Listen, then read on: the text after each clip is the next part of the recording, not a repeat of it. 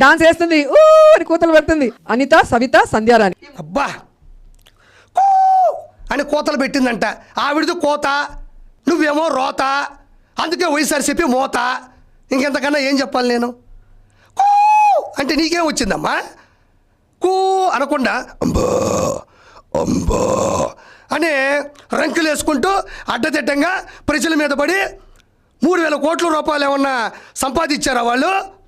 కూ ఏమైంది నీకు?